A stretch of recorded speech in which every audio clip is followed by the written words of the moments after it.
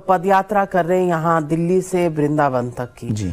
और ये समय वो है जब बिहार में भी चुनाव है। बिहार में आप पहले से पदयात्रा कर चुके हैं। नहीं, पदयात्रा नहीं, वहाँ की कथा की।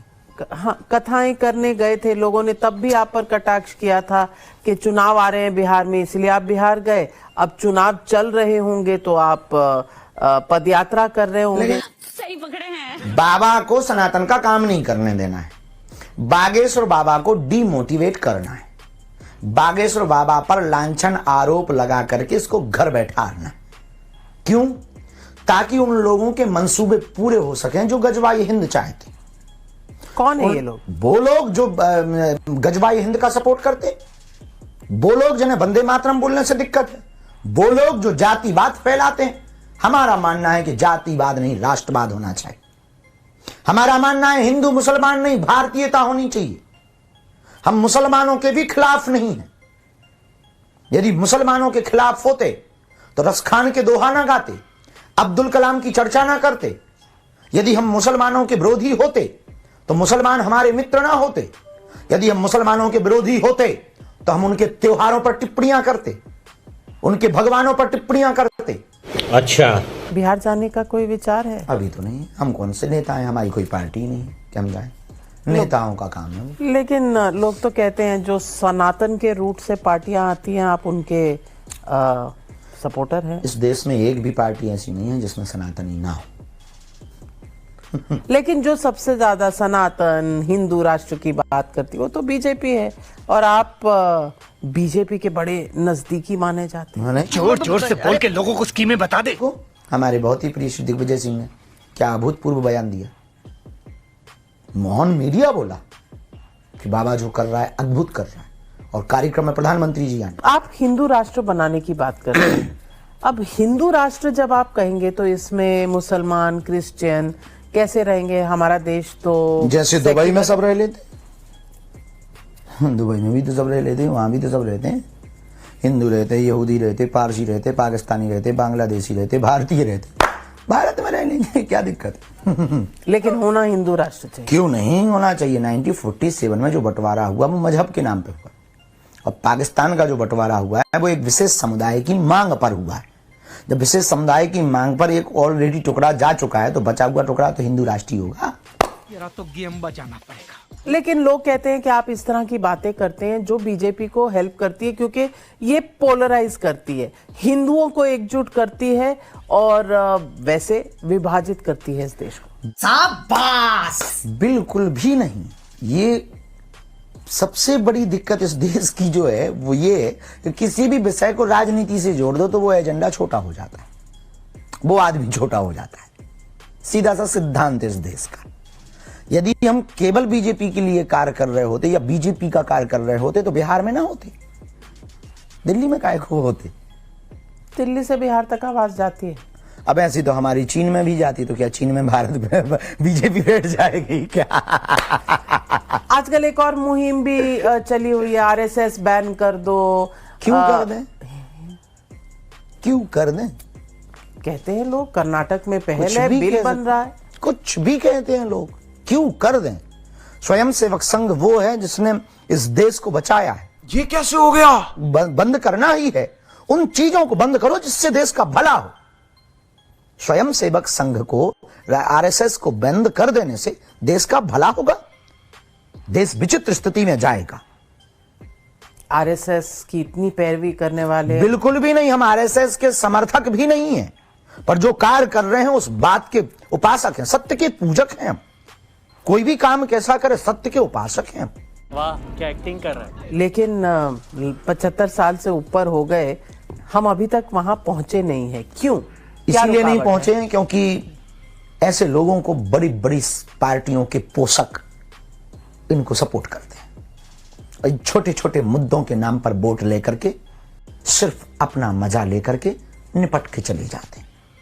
तो सनातन में क्या इतनी ताकत नहीं है कि अपने पूजा से, तपस्या से इस प्रॉब्लम का कोई हल ढूंढ ले? जो कि कुछ देर पहले आपने हमको लाल घेरे में खड़ा किया कि हम चुनाव के लिए कर रहे हैं। मैं तो जो जनता पूछ रही है, वो जनता बड़ी पगला है जो ऐसा पूछ रही है। क्योंकि हम युगांडा गए तब जनता ने ना कहा कि वहां किसका प्रचार करने गए, किसको चुनाव जिताने गए।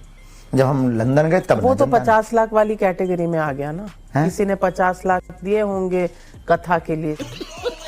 आपने ये भी कहा है कि हम पाकिस्तान की जो जमीन है वो वापस ले लें। पीओ को लेना चाहिए। पीओ के सिर्फ पाकिस्तान नहीं, पाकिस्तान मिल जाए तो लेने में क्या दिक्कत है, वो था तो अपना ही, और बेटा बाप से मिल जाए तो क्या बात दिक्कत है। तो फिर पाकिस्तान वाले भी तो लेने पड़ेंगे हैं? पाकिस्तान में जो रहते हैं उन्हें भी तो ले लेंगे, कायदे में रहेंगे। अभी कायदे में नहीं है। नहीं, अभी कायदे में होते तो ये अभी युद्ध क्या थोड़ी होता। औषधि सोची आपने उनके लिए? कोई नहीं औषधि नहीं सोची है, अभी तो सरकार से कहेंगे आपका यदि चैनल सरकार के लोग देखें तो पीए को ले लो, बहुत बढ़िया समय है, यही समय है, सही समय है। तो आपने कोई पर्ची निकाली है कि कौन सा समय है? कोई अर्जी लगावे तो हम निकाल देंगे। आप आओ मैं धाम आज पर। आपके सामने अर्जी लगा चलो रही हूं। बागेश्वर धाम, पहले बढ़िया नारियल बांधो, परिक्रमा लगाओ और आके बैठो। हम जब गद्दी पे बैठेंगे फिर हनुमान जी का स्मरण करेंगे और बिल्कुल पर्ची बना के बताएंगे। ठीक है, तो तभी बताएंगे। अभी आपने इसके बारे में नहीं सोचा कि कब? नहीं सोचा है, पर हर चीज का एक समय होता है। तो आप कह रहे हैं कि अभी सही समय? यही समय है, मतलब अर्जी की बात कर रहे थे हम, पर्ची यहाँ इंटरव्यू देने। आप साइड से पतली गली ले रहे हैं। तो दोस्तों, जैसा कि इस एंकर ने पर्ची बनाने की बात बोली तो धीरेन्द्र शास्त्री बातों को घुमाने लगा। ये सिर्फ लोगों को पागल बनाने का काम करते हैं। अब बताइए कि कौन सा सही समय है? यही समय है, सही समय है। समय थोड़ी कभी समय सही होता है, सही बनाना पड़ता है, और वो वर्तमान सरकार बनाना बहुत अच्छे से जानती है। देखा, इस देश की सपोर्टर हैं आप।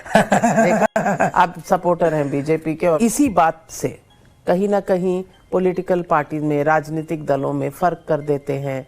आप वोट बेस में फर्क करते हैं, आप भारतीय वर्सेस भारतीय नहीं कर देते।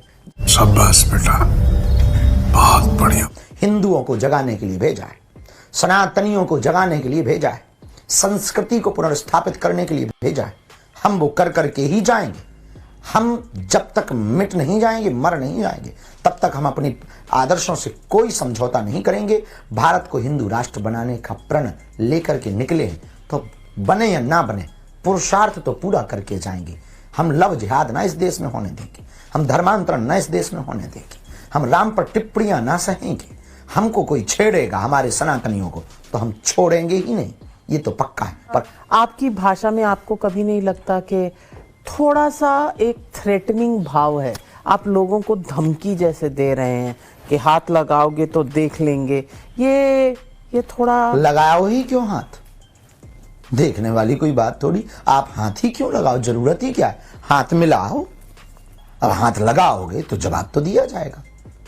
और ये तो आत्मरक्षा करना कर्तव्य है संविधान के हिसाब से भी। बाबा लोग को ये भाषा बोलनी चाहिए। ज्यादा बातें करेंगे तो भगवाई हिंद होकर के रहेगा। आपने ये भी कहा है कि आपको क्रिश्चियन मुसलमानों से कोई दिक्कत नहीं है, लेकिन हिंदुओं से भी दिक्कत है जो जाति की बात करते हैं। तो हमारे देश में पॉलिटिक्स में तो जातिवाद ही चलता है। बिहार का चुनाव, जातियां होनी चाहिए, जातिवाद नहीं होना चाहिए। इस देश की डेमोक्रेसी, जियोग्राफी जो बदल रही है, वो सबसे बड़ा, इस देश के विकास में जो सबसे बड़ा अवरोध है, इस देश की उन्नति में जो सबसे बड़ा अवरोध है, उसका सबसे बड़ा कारण है क्षेत्रवाद, भाषावाद, जातिवाद। और इस देश का एकमात्र सॉल्यूशन है राष्ट्रवाद। वाह, क्या एक्टिंग कर रहा है। अभी हाल ही में दिवाली का समय है तो आपने एक वाक्य कह दिया कि हमें पटाखों का ज्ञान ना, उस पर आपके ऊपर बड़ा कटाक्ष हुआ, लोग पीछे पड़ गए कि ये क्या भाषा है। बिल्कुल सही है, वो जो लास्ट का शब्द है वो उचित नहीं है, लेकिन हमको कहना यह था कि पटाखों पर ज्ञान ना देवें, क्योंकि इस देश में पटाखा केवल जो है दीपावली को नहीं जलाए जाते, 25 तारीख को क्रिसमस डे के दिन भी जलाए जाते, 1 जनवरी को न्यू ईयर के नाम पर भी जलाए जाते। नेता चुनाव जीतते हैं तो जलते, क्रिकेट इस देश में होता है तो जलते, शादियां होती हैं तो जलते। पर कुछ लोगों का ज्ञान सिर्फ दिवाली पे आता है।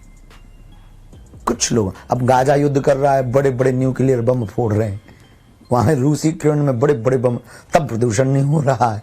तुम्हारे जैसे लोग इस देश के लिए श्राप है। तो आपने अपना ज्ञान दे दिया। हाँ, वो शब्द गलत था, ऐसा नहीं कहना चाहिए। तो साधु की भाषा है। अब कहना हो तो क्या कहेंगे? यही कहेंगे, पटाखों पर आप ज्ञान ना दें। यदि आपने पटाखों पर ज्ञान दिया और या आपकी पहचान यदि हमको पता लगी कि आप फलाने हैं, तो हम आपके मजहब पर इतना ज्ञान देंगे, इतना ज्ञान देंगे कि आप घर बैठे भी रोगे कि क्षमा करो भगवान, कहाँ फंस गए। अरे बाप रे बाप, एक और धमकी। अखिलेश यादव और आप में एक 1-to-1 मैच कुछ दिनों पहले चल रहा था। आप पर आरोप लगा कि आप करोड़ों रुपए लेकर कथा। नहीं, लाखों, 50 लाख 50 लाख ऐसा उन्होंने कहा, Sorry. मैंने सुना था। अच्छा, करोड़। आजकल हर बात करोड़ में होती है तो तुरंत हो जाती ना। अब आपने करोड़ों के यदि कोई अरबों ठोक देगा, हम मर जाएंगे। हाँ, तो आपने इसे लेकर कहा, लेकिन अगर डिटेल में जरा समझाएं तो ये कथा, पैसे, ये मामला पूरा क्या है? Good question, you are a good question. हमको खुद नहीं समझ में आया कि मसला क्या है, और उनसे हमारी कोई बुराई नहीं है। बहुत अच्छे हैं, अपनी जगह भी बहुत अच्छे हैं, कार्य बहुत अच्छा करते होंगे। राजनेताओं पे हम कभी बयानबाजी करते नहीं, प्रत्युत्तर भी नहीं देते।